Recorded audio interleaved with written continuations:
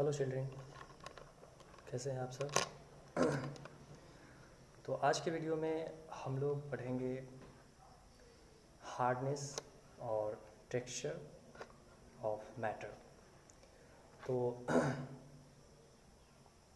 सबसे पहले देखिए, हार्डनेस में दिया गया है different materials feel different when touched. मतलब किसी भी चीज़ों को, जो भी अलग अलग प्रकार की वस्तुएं हैं, उनको छूने पर वो अलग अलग महसूस होते हैं। कुछ जो होते हैं वो हार्ड होते हैं, कुछ खुरदरे होते हैं, कुछ सॉफ्ट होते हैं, कुछ नुकीले होते हैं। तो हर पदार्थ में अपना अपना जो है उसका एक फीलिंग्स होता है और सबका अपना एक टेक्सचर होता है। Some materials are hard to compress while others can be compressed easily. बहुत सारे मटेरियल्स ऐसे होते हैं जो काफ़ी सख्त होते हैं, हार्ड होते हैं, उन्हें हम आसानी से प्रेस नहीं कर सकते हैं। और कुछ एक मटेरियल्स ऐसे होते हैं जो बहुत ही ज़्यादा सॉफ्ट होते हैं। Materials can be classified on the basis of their hardness. तो देखिए, कहता है कि किसी भी मटेरियल्स को उसके हार्डनेस के आधार पर हम क्लासीफाई कर सकते हैं, उसे हम बांट सकते हैं। मटेरियल्स और objects that are scratched easily are called soft. और कहता है कि जिस वस्तु को, जिस पदार्थ को हम आसानी से स्क्रैच कर सकते हैं उसे सॉफ्ट वस्तु कहा जाता है। और कहता है जिसे हम आसानी से स्क्रैच नहीं कर सकते हैं उसे हम हार्ड सब्सटेंस कहेंगे। And the property is called hardness of matter. मतलब किसी भी वस्तु के जो हार्ड यानी सख्त होने की जो प्रॉपर्टी होती है उसे हार्डनेस ऑफ मैटर कहा जाता है। देखिए, कहता है diamond is among the hardest naturally occurring substances known to us. मतलब यह प्रकृति में सबसे हार्ड सब्सटेंस में से एक है और ये सबसे हार्ड सब्सटेंस भी है। तो देखिए, हार्ड और हार्डेस्ट में बहुत फ़र्क है। यानी सबसे कठोर पदार्थ अगर कुछ है इस पृथ्वी में तो वो है diamond. It is use for cutting glass and for drilling. इसका इस्तेमाल कांच को काटने के लिए और ड्रिलिंग मतलब किसी भी सख्त चीज़ों में उसमें होल करने के लिए, ड्रिल करने के लिए इसका इस्तेमाल किया जाता है। Talcum powder which is obtained from soap stone. ये खास तरह का चट्टान है जिससे टैल्कम पाउडर प्राप्त किया जाता है। Is the softest substance. यह सबसे मुलायम पदार्थ है। ठीक है, तो यहाँ पर अंडरलाइन करने के लिए ये दो टॉपिक बहुत ही बेहतरीन हैं। एक तो डायमंड और दूसरा टैल्कम पाउडर। ठीक है, चलिए बढ़ते हैं आगे। फैक्ट 5 देखिए, इसमें दिया हुआ है hardness is a property of substance which makes it resistant to scratching. Hardness जो है किसी भी पदार्थ की वह प्रॉपर्टी है, वह गुण है जो उसके स्क्रैचिंग को, है ना, रेसिस्टेंट टू स्क्रैचिंग मतलब उसके स्क्रैचिंग को रोकने का काम करता है। The relative hardness of minerals is measured in, कहता है मॉ स्केल। मॉ स्केल एक पैमाना है जिसमें हम किसी भी वस्तु के रिलेटिव हार्डनेस को, है ना, उसको हम कहता है मेजर करते हैं। 10 minerals in their increasing order of hardness according to Mohs scale are listed below। तो हार्डनेस के आधार पर देखिए, सबसे पहले आता है तो इसमें आता है टॉप। फिर धीरे धीरे करके ये इसका हार्डनेस बढ़ता जाएगा। कैल्साइट, एपेटाइट, क्वार्ट्ज, उसके बाद कोरंडम और रूबी, डायमंड, जिप्सम, फ्लोराइट, उसके बाद फेल्सपर और टोपाज। ये क्रमशः ऐसे चट्टान हैं जिनके हार्डनेस, है ना, वो धीरे धीरे करके बढ़ती जा रही है। जैसे टॉप वो थोड़ा कम हार्ड होगा, उससे ज़्यादा हार्ड कैल्साइट होगा, उससे ज़्यादा हार्ड एपेटाइट। इस तरह से धीरे धीरे करके जो टोपाज जो सबसे लास्ट में है उसकी हार्डनेस इस 8 जो भी हैं यहाँ पर, उस तरह से आप इसको रीड करेंगे नंबर वाइज। ठीक है, तो टॉक सबसे पहले, इसके बाद जिप्सम, ठीक है, कैल्साइट, फिर फ्लोराइट। यहाँ नंबर वाइज पढ़ना है आपको। तो आप देख सकते हैं इसमें कि इसके हार्डनेस जो है धीरे धीरे करके बढ़ेगा, ना कि घटेगा, क्योंकि ये इंक्रीजिंग ऑर्डर में दिया हुआ है। तो आप कृपया इस फैक्ट फाइल में जो भी सब्सटेंस है उसको अच्छे से याद कर लेंगे। तो अब बढ़ते हैं आगे, अब पढ़ेंगे स्टेट। ठीक है, स्टेट देखिए कहता है in general matter is found in 3 states. Basically पदार्थ जो होते हैं वो 3 अवस्था में पाए जाते हैं, सॉलिड, लिक्विड और gas. Solids have a definite shape, size and volume. Liquids have definite volume but they do not have fixed shape and they acquire the shape of the container. देखिए सॉलिड जो होते हैं उसके जो shape होते हैं, उसका जो साइज होता है, उसका जो वॉल्यूम होता है, ये सब डिफिनिट होता है।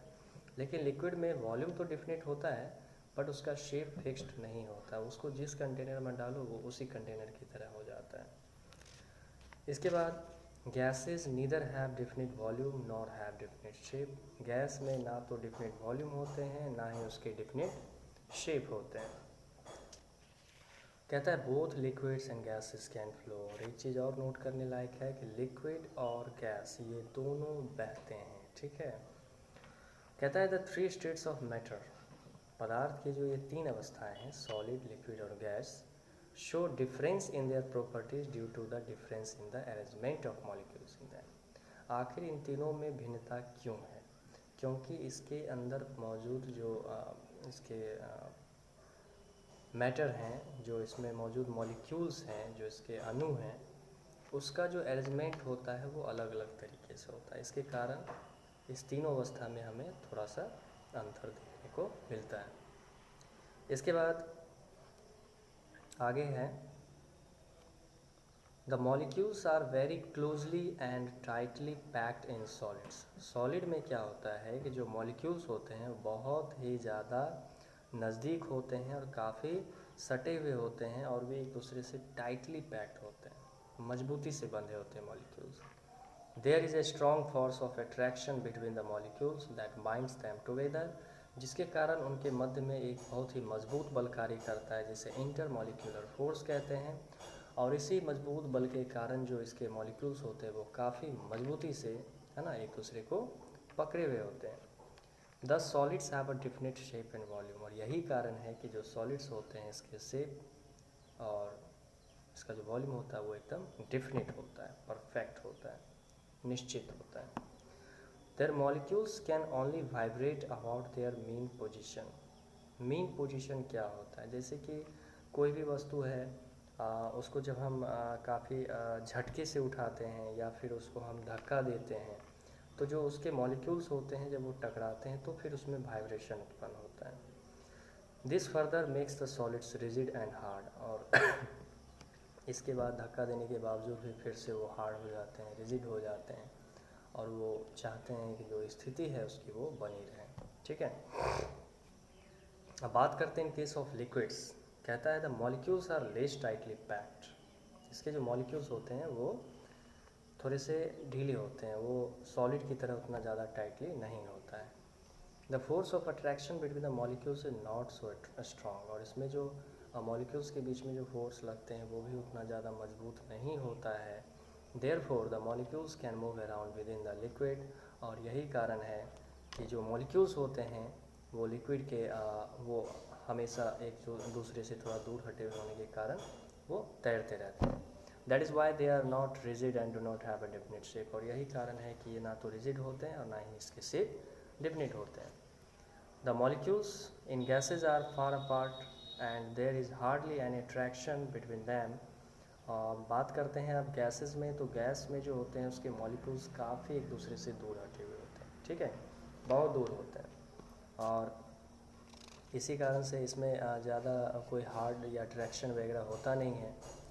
Therefore the gas molecules can move around independently and occupy all the space available to them. और यही कारण है कि जो मॉलिक्यूल्स होते हैं गैसेस के वो स्वतंत्र रूप से यहाँ वहाँ घूमते रहते हैं और ये जो है कहता है स्पेस अवेलेबल टू देम, मतलब ये जितना भी स्पेस उसके आसपास होगा वो सारे स्पेस को वो ऑक्यूपाई कर लेता है, कवर कर लेता है।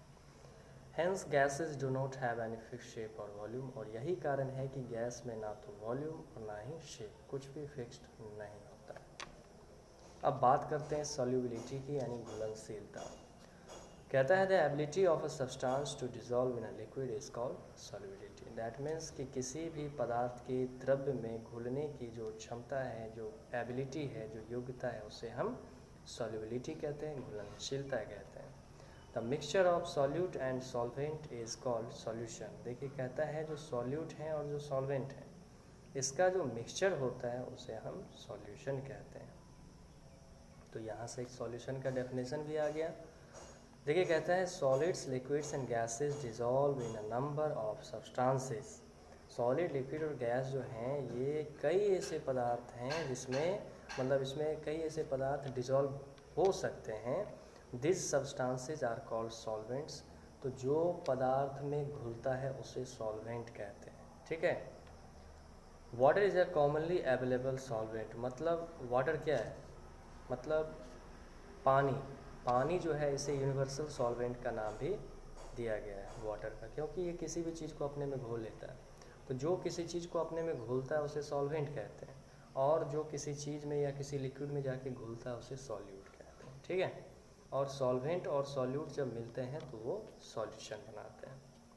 देखिए कहता है actually water causes the solute molecules to separate out and occupy the intermolecular space among the water molecules. देखिए जो भी सॉल्यूट होते हैं, जैसे मान लो चीनी है, अगर उसे हम पानी में घोलते हैं तो पानी में जो उसके मॉलिक्यूल्स हटे हुए रहते हैं तो उसके बीच जो एक इंटरमॉलिक्यूलर फोर्स होता है तो वो थोड़ा दूर होता है, इसीलिए उसमें थोड़े से गैपिंग होते हैं। तो उसके बीच में जहाँ भी गैपिंग मिलता है वहाँ जा कर के चीनी के मॉलिक्यूल्स एडजस्ट हो जाते हैं, ठीक है। In higher classes we will experiment with acidic and alkaline solvent and alcohols. और आगे के क्लास में हम लोग पढ़ाई करेंगे, कुछ एक्सपेरिमेंट भी करेंगे कि एसिडिक और एल्कलाइन सॉल्वेंट और एल्कोहल के बारे में। तो खैर ये सब चीज़ तो लैब की चीज़ें हैं जिसको हम लैब में कर सकते हैं, बेसिकली साइंस लैब में। तो अभी आप लोगों को सिर्फ सॉल्युबिलिटी में इतना ही पढ़ना है, सॉल्यूट, सॉल्वेंट और सॉल्यूशन, ठीक है। इसको अच्छे से समझ लेना है। जैसे शुगर है, चीनी है, सॉल्ट है, ग्लूकोज है, तो ये सब सॉल्यूट हैं, क्योंकि वाटर जो है जो सॉल्यूट को अपने में घोल रहा है वो तो सॉल्वेंट हो गया। तो जो घोल रहा है वो सॉल्वेंट हुआ और जो घुल रहा है वो सॉल्यूट हुआ। और सॉल्यूट और सॉल्वेंट दोनों को मिला के क्या बना, सॉल्यूशन बना, ठीक है। और वो सब सॉल्यूशन को अगर ऐसे समझना है, जैसे मान लीजिए पानी यानी वाटर है, चीनी है, ठीक है। तो वाटर जो है वो तो सॉल्वेंट हुआ, चीनी यानी शुगर जो है वो आपका सॉल्यूट हुआ। अब ये सॉल्यूट और सॉल्वेंट दोनों को मिला दिया जाए तो शरबत बनता है। शरबत को हम सॉल्यूशन के दर्जे में रखेंगे, ठीक है। इस तरह से आप आसानी से समझ सकते हैं सॉल्यूट, सॉल्वेंट और सॉल्यूशन। चलिए कहता है substances that disappear when mixed with water are said to be soluble in water. मतलब जिन पदार्थों को हम पानी में घोलते हैं तो घोलने के बाद वे डिसअपीयर हो जाते हैं, मतलब गायब हो जाते हैं। तो इसे हम कह सकते हैं कि वह पदार्थ पानी में सॉल्युबल है यानी घुलनशील है। Whereas other that do not mixed with water are said to be insoluble in water. आप जैसे मान लीजिए आप कुछ कंकर पत्थर ले लें, उसे पानी में घोलने का प्रयास करें, वो कभी नहीं घुलेगा। तो हम कह सकते हैं कि ये जो स्टोन चिप्स हैं ये इनसॉल्युबल इन वाटर है, मतलब पानी में घुलनशील नहीं है। तो देखिए नीचे फैक्ट फाइल है, the substance which is being dissolve is called a solute, है ना। मतलब वह पदार्थ जो किसी चीज़ में घुलता है उसे सॉल्यूट कहते हैं। और दूसरा है and the substance in which solute is dissolve, और कहता है ऐसे पदार्थ जिसमें सॉल्यूट घुलता है उसे हम सॉल्वेंट कहते हैं। अब बात करते हैं the amount of solvent is always greater than solute in a solution. कहता है जो अमाउंट ऑफ सॉल्वेंट होता है वो हमेशा बड़ा होता है सॉल्यूट से किसी भी विलियन में। मतलब विलियन में हमेशा याद रखिए सॉल्वेंट की जो मात्रा होगी वो अधिक होगी। जैसे चीनी और पानी की बात करें तो चीनी और पानी का अगर हमें सॉल्यूशन तैयार करना है, शरबत बनाना है, तो हमेशा याद रखें पानी की मात्रा अधिक होगी क्योंकि पानी सॉल्वेंट है, और चीनी की मात्रा कम होगी क्योंकि चीनी सॉल्यूट है, और तभी जा कर के हमारा सॉल्यूशन तैयार हो पाएगा। तो चलिए आगे बढ़ते हैं। देखिए यहाँ दिया गया है कुछ एक्टिविटीज़ हैं जिसको आपको पढ़ के इसको खुद से करना है, ठीक है। और नीचे जो है जो एक्टिविटीज़ में दर्शाया गया है कि क्या क्या चीज़ें मिसिबल होती है, क्या क्या चीज़ें इमिसिबल हैं। तो मिसिबल और इमिसिबल जो दो टर्म आ रहे हैं उसे भी हम थोड़ा समझा देना चाहते हैं, ठीक है। देखिए मिसिबल मतलब वो हुआ जैसे कोई भी लिक्विड सब्सटेंस है या जो पानी में घुलने के बाद झाग बनाए, है ना, जो घुल जाए, जैसे कि शैम्पू हो गया, सोप हो गया, है ना। तो ये सब जो होते हैं वो मिसिबल कहलाते हैं। अगर हम बात करें इमिसिबल की, तो इमिसिबल लिक्विड्स या सब्सटेंस वे होते हैं जो पानी में नहीं घुलते हैं, ठीक है। और ये भी लिक्विड की बात मैं कर रहा हूँ, जैसे ऑयल है, कोकोनट ऑयल है, मस्टर्ड ऑयल है, पेट्रोलियम प्रोडक्ट है, कोई भी, वो पानी में नहीं घुलता है, ठीक है, वो पानी के ऊपरी सतह पर तैरता है, तो इसे हम इमिसिबल, ठीक है, इमिसिबल लिक्विड्स कहेंगे। तो ऐसे लिक्विड्स जो वाटर में घुलनशील हो उसे मिसिबल लिक्विड्स कहेंगे, या फिर मिसिबल सब्सटेंस कहेंगे। और ऐसे सब्सटेंस जो वाटर में नहीं घुले उसे इमिसिबल लिक्विड्स या सब्सटेंस कहेंगे। अब जैसे ठोस की बात करें तो ऐसे सॉलिड्स जो वाटर में घुलनशील हो उसे सॉल्युबल इन वाटर कहेंगे। और अगर कोई भी सॉलिड मटेरियल है वो वाटर में नहीं घुले तो उसे हम इनसॉल्युबल इन वाटर कहेंगे, ठीक है। तो सॉल्युबल सब्सटेंस, इनसॉल्युबल सब्सटेंस, इसके बाद मिसिबल सब्सटेंस और इमिसिबल सब्सटेंस। तो ये सब कुछ आज के इम्पोर्टेंट जो हैं आपके टॉपिक्स थे जिसको मैंने आज ख़त्म किया। अब देखिए कहता है the miscibility of air in water is very important for aquatic life. मतलब हवा पानी में घुले, मतलब उसकी मिसिबिलिटी ज़रूरी है, बहुत ज़रूरी है, क्योंकि एक्वेटिक लाइफ जो है जलीय जीवन है, तो जल में रहने वाले जो जीव जंतु होते हैं उनके लिए हवा भी ज़रूरी है।